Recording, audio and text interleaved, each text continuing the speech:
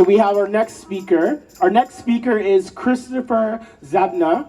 Christopher is a Canadian Palestinian living right here in Parkdale.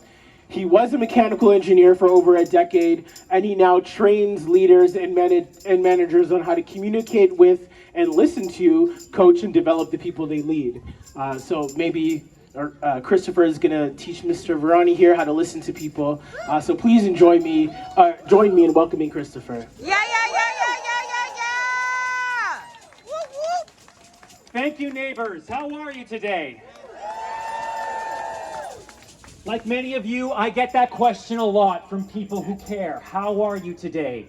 And the truth is, like many of you, I'm not okay. I've had conversations with so many of my friends and neighbors who seem to remain silent in the face of injustice. And I want to tell you about one conversation I had with a friend and neighbor. We'll call her Jane. Jane's white, middle-aged, good heart, a lovely family, demanding job. And like us, she's dealing with everyday rising costs of food and housing. And Jane said she feels she can't make public posts or makes positions public because of her work. She says she knows she's not getting the real picture from the news. And she asked me one day how I was, and I got mad. I got so mad. And I demanded to know why she hadn't yet called for a ceasefire, a permanent ceasefire. And I demanded to know why she was silent in the face of Canadian government's complicity in the slaughter of innocent people. And she started to close off and shut down. And I felt terrible. I wasn't reaching her. So instead I asked her a question. I said, Jane, are you living your values right now? And she said, I don't know. I don't know if we always go back as we get older and assess our values. If we're living them, we go into autopilot. And I said, what do you think what the government is doing? And she said, not nearly enough.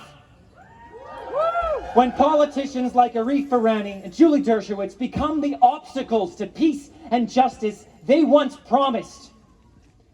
I told her I feared for my friends and family in Palestine, and how I don't know if this summer I'm going to go back for a wedding or I'm going to go back for a memorial and visit a grave. I asked her if she thought what Israel was doing to Palestinians in Gaza was justice. And she said, honestly, she wasn't sure. So I said, imagine if Gaza was Parkdale High Park. Imagine, because of no action taken by you or anyone you know, your entire neighborhood, Runnymede, Swansea, was carpet bombed.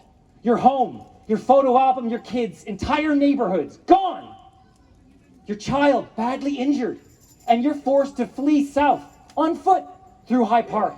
You're told it was safe, but the bombs followed you.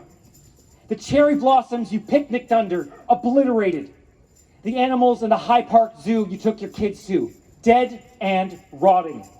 People so hungry, they're grinding up the remnants of animal feed cooked over fires in trees that once housed songbirds. Review Cinema, Cherry Bomb, The Wicket, all gone. Is that justice? Hell no! And the bombing continues as you flee further south on foot, past families using their hands to dig for bodies under the rubble of Roncesvalles United Church. Is that justice? Hell no! Tibetan refugees in Parkdale are again made homeless by indiscriminate bombings. Red robes burned by white phosphorus. Is that justice? No! Fleeing to St. Joseph's Hospital to get help for your child, only to find there's no water to clean the blood off the floor, no medicine. Is that justice? No! Next to you is a father holding down their child as the doctor amputates her arm without anesthetic. Is that justice? Hell no! You're surrounded by tanks, you flee to Sunnyside Pavilion, but still no clean water, no food, no medicine, just layers of blood and bodies between the rubble. Is that justice? No! So I asked Jane, if you could imagine yourself 15 years from now, giving yourself now advice, what would you say? What would you say to yourself? And she said, I think I would take the time to hold myself accountable, just a little bit more accountable. and take the time to hold my leaders and politicians just a little bit more accountable, and ask if I've conformed too much to not rock the boat, and tell myself to guard against the apathy in a system that helps create it. So I want to tell all of you who have not yet acted, to Jane and people like her in this riding, people in this city who care, it's not too late to save more lives. We see your hearts. We see you. We know you're there. We see the pain on your face. We see the fear in your eyes, not knowing what to say. So say this. Call for a ceasefire. Call for a permanent ceasefire. Call for Canada to publicly support the International Court of Justice's ruling and put pressure on Israel to fully comply with its orders. Is that justice? Yes! To end all forms of complicity in genocidal acts, starting with an arms embargo, lost power. There we go. See, just like in Gaza, losing power. This is what happens. To call for an arms embargo and stop trading all arms directly or indirectly in the military in Israel. Is that justice? Yes! Immediately restore funding to the United Nations Relief and Works Agency, UNRWA. Canada and the West has cut off funding to millions based on unsubstantiated claims by Israel. That's not justice, that's collective punishment. And to request immediate action to investigate and deter Canadian nationals who have joined the Israeli military in Gaza. No lone soldiers. I know the first steps towards change can be the hardest.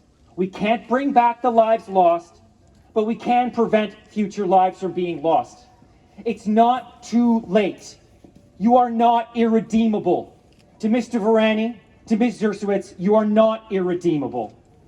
We welcome you to act now. We implore you to listen to your constituents, listen to your conscience, listen to your religion, abide by the laws you purport to uphold. And to my friend Jane and people like her in Parkdale High Park, assess your values, find your voice, pick up your phone, call the office, write letters, and demand ceasefire now, arms embargo, fund UNRWA, no lone soldiers. Ceasefire now, arms embargo, fund UNRWA, no lone soldiers. Thank you.